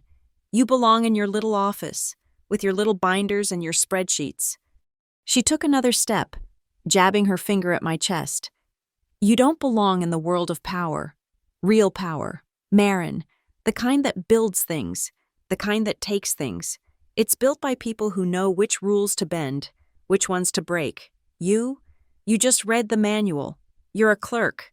That's all you'll ever be. She stood there, breathing hard, having fired her last bullet. She believed it. She genuinely believed that power was her secret. Fragile world of whispers and broken rules. I looked at her, and I realized she wasn't just a criminal. She was an antique. I said nothing. I just took out my phone. Her eyes narrowed, watching me. She thought I was calling security, or my father. I opened my email. I typed in the private, personal email address of Priya Shamsi, the board's independent counsel. Subject: Evidence Archive. Body: the full, unredacted file, including all video, audio, and financial data, is now live. ueafhethics.com. Login. Pass. I hit send. I didn't look up from my phone. The problem with your kind of power, Celeste, I said, is that it's fragile. It's acoustic. It lives in whispers and handshakes and secret meetings in motel rooms. It dies the second someone turns on a light. It dies when the room changes. I held up my phone. My kind of power is digital. It's distributed. It's permanent. It's now in the board's private cloud. It's in their lawyer's inbox. It's on a server in Iceland. It can be copied 1,000,000 times, but it can never be destroyed. As if on cue, a sharp, electronic ding sounded in the quiet hallway. It wasn't my phone. It was hers. I watched her. Her hand, which had been trembling, fumbled in her pocket for her own phone. She looked at the screen. Her face, already pale, turned to chalk. That, I said softly, will be the automated email from HR, the one my whistleblower complaint just triggered, the official, system-generated notice of your suspension. More paperwork. The rules. You see, they're very, very efficient. She looked up from her phone. Her mouth was open. She didn't look at me. She looked through me. Her gaze was unfocused, fixed on the glass wall behind me. She was staring at her own reflection. The hallway was a cage of glass and black aluminum. The frames, thick and structural, cut the world into sections. As I watched, I saw what she was seeing. Her reflection wasn't a single image, it was fractured. The metal mullions cut her face into pieces. Her eyes, wide with a new, dawning, procedural terror, were in one pane. Her mouth, twisted in a silent snarl of disbelief, was in another. The cold, afternoon light hit the glass from the atrium below, and her entire identity, her entire projection of power, was shattered into a dozen mismatched, broken segments. She turned away. She couldn't look at me.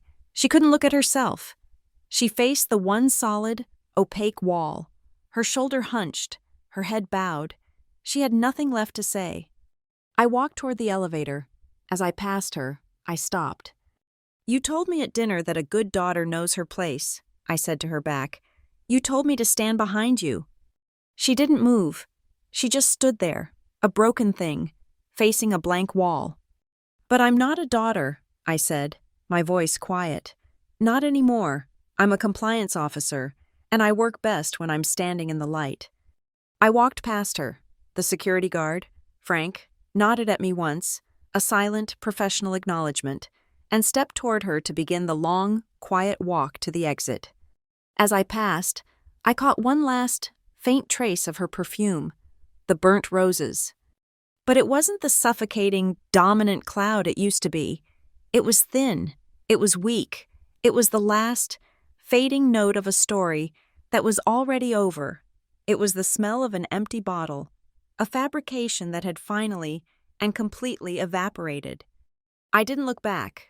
I pressed the button for the elevator. The doors opened, and I stepped inside. The vote was cast. The execution was silent. I left the boardroom and took the elevator, not down to the atrium, but up to the 40th floor, the executive corridor. It was silent.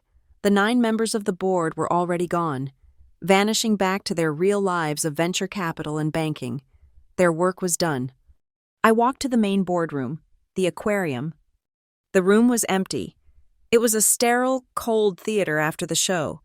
The long, black, reflective table held only the remnants of the battle, half-empty glasses of water, abandoned notepads, and the thick bound copies of Celeste's fraudulent, watermarked defense. I stood at the window, looking down at the city. The rain had started again, a fine, clean mist that was washing the afternoon sky. The door hissed open. I didn't turn. I saw his reflection in the glass. My father. He looked 10 years older. He looked hollowed out. He walked, not like a CEO, but like an old man, and stood beside me. We watched the traffic move on the wet streets far below. "They're gone," he said. His voice was quiet. "Celeste is gone. Priya and the security team. They escorted her out through the garage. The board's counsel is already talking to the SEC. They are referring it to the Department of Justice." I nodded once. It was the only logical outcome. "She said I would hate you," he whispered, his eyes fixed on the city. "She said you burned the family down. She was wrong." He turned from the window. He walked to the head of the table, where he used to sit, where Hastings had sat. He picked up a single, thick, leather-bound folder. He slid it across the polished wood. It stopped, perfectly, in front of me. "The board held an emergency session," he said. "This is the new temporary organizational chart, the transition plan." I looked at the folder. I didn't open it. "They voted on this, too, unanimously," he said. "They want you to run the transition, to clean this up, acting chief operating officer, effective immediately." The seat, the throne, the power she said I didn't belong in, it was all there, in a folder, my reward for winning. I looked at the folder, then I looked at him. I put my hand on the cover, and I slid it back across the table. He stared at it, confused. "Marin?" "No." "No, Marin, you saved this company. You earned this. You're the only one who knows the truth. You're the only one who can lead." "I keep the rules." "Dad," I said, turning back to the window, "I don't keep the seat. My job is compliance. That's all it's ever been." I heard him draw a long, slow breath. It was a sound I hadn't heard from him in years. It was the sound of a man who had been holding his breath underwater, finally breaking the surface. He didn't argue. He didn't protest. He just nodded. When I looked at his reflection in the glass, the weight of the lie, the weight of Celeste, the weight of his own weakness, it was gone. For the first time, he looked relieved. "I have one last thing to do," I said. I left him there, in the empty boardroom, with the folder that held the keys to the kingdom. I walked back to my own office, my cubicle. The noise on the floor was just beginning to return to normal, but it was a different sound. It was the buzzing of rumor, of fear, of a new reality. People saw me pass. They looked down. They looked away. I wasn't just Marin Vale anymore. I was the auditor, the one who had pulled the rug. I sat at my desk. I opened my email. One last email. To all staff at Alderfinch. From Marin Vale. Ethics Compliance Lead. Subject, our path forward. Today was difficult, but transparency is not optional. Moving forward, let us be clear. Compliance is not a brake. It is a seatbelt. It is not designed to stop us. It is designed to keep us safe when we move fast. I hit send. I picked up my personal phone, the one that held the file, HF-2047 Quen23 MP4, the 8-second clip from the Motel Horizon. The board had its copy. The SEC had its copy. The server at www.afhethics.com had its copy. I didn't need this one anymore. I opened the Secure Folder app. A small, red timer I had set 2 days ago was counting down. 0003, 0002, 0001. File deleted. Timer expired. It was gone. Just data. Its purpose served. I stood up. The office was emptying. The sun was setting, and the rain was turning the windows to watercolor. I was the last one in my section. I walked to the switch on the wall. I looked out the window. Down at the parking lot, 4 stories below. The streetlights were flickering on, catching the beads of rain on the asphalt, making the wet, black pavement shine like tinsel. I hit the switch. The entire compliance department clicked into darkness. I picked up my bag. I walked to the main door. I didn't look back. I pulled the heavy door shut, and it closed with the soft, final thud of a meeting being adjourned. Thank you so much for listening to this story. I'd love to know where you're tuning in from. So drop a comment below and let's all share our thoughts. If you enjoyed this, please be sure to subscribe and like the video. And if you want to help this story reach more people, please support us by hitting that hype button.